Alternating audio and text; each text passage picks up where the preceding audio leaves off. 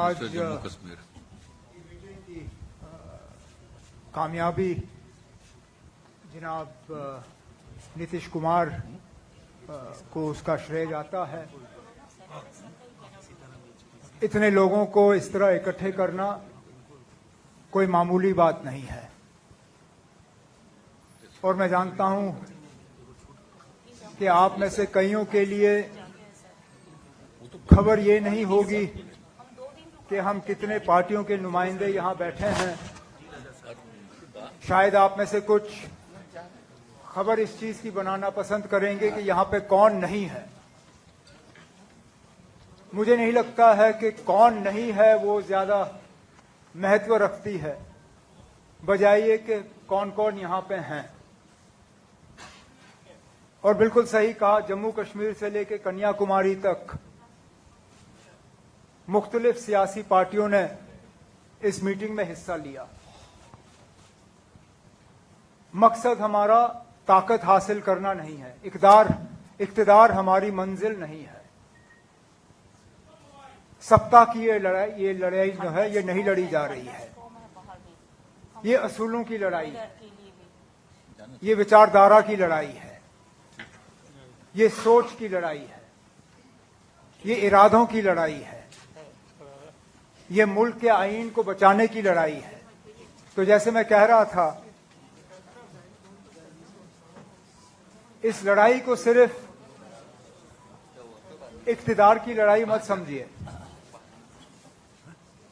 हम मिल चुके हैं इस देश को बर्बादी से बचाने के लिए, इस देश को इस मुसीबत से निकालने के लिए और सही मायने में इस देश में जमहूरियत को दोबारा जिंदा करने के लिए, डेमोक्रेसी को जिंदा करने के लिए। सबसे बड़ी मुख्य बात जिस वजह से 15 पार्टी आज इकट्ठा हुए हैं यहाँ पे, वो ये है कि हिफाजत करनी है आज हमारी देश का और अपने मुल्क का चरित्र।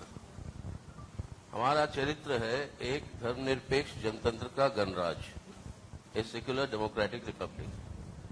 आज इस गणराज को इनका रूप बदलना चाहते हैं, इसकी चरित्र बदलना चाहते हैं भाजपा की ये सरकार के चलते हुए कि ये एक फांसीवादी हिंदुत्व राष्ट्र के रूप में इसको जो है बदलने की पूरी कोशिश है। जो हम समझते हैं कि हमारी पूरी इतिहास राष्ट्रीय आंदोलन की, हमारी आजादी की, सबको मिटाकर इस तरीके की व्यवस्था ले आना चाहते हैं जिसके चलते हुए पूरे संविधान के स्तंभों के ऊपर हमला हो रहा है। आपको धर्मनिरपेक्षता के ऊपर, जनतंत्र के ऊपर, आर्थिक स्वाभिमान के ऊपर, सामाजिक न्याय के ऊपर और फेडरलिज्म संघवाद के ऊपर, इसको बचाना है। और इसको बचाव के लिए हम सब इकट्ठा हुए हैं।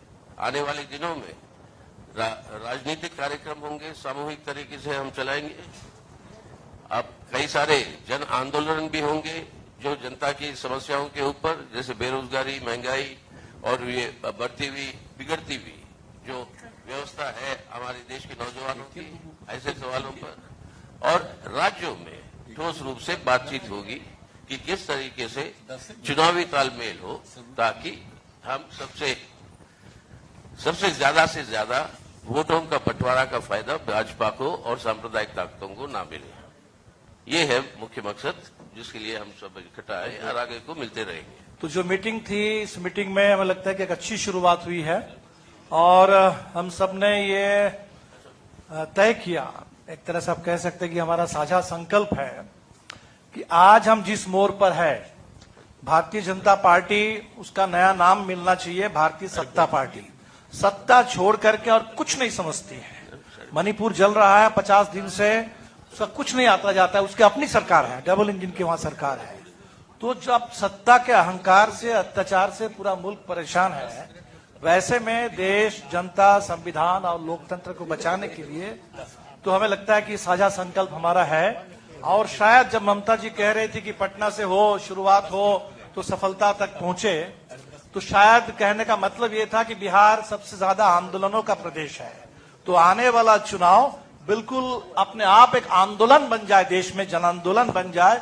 देश को बचाने के लिए हम लोग पूरी तरह इसकी कोशिश करेंगे और ये प्रक्रिया आगे बढ़ेगी और जरूर सफलता की मंजिल तक पहुंचेगी।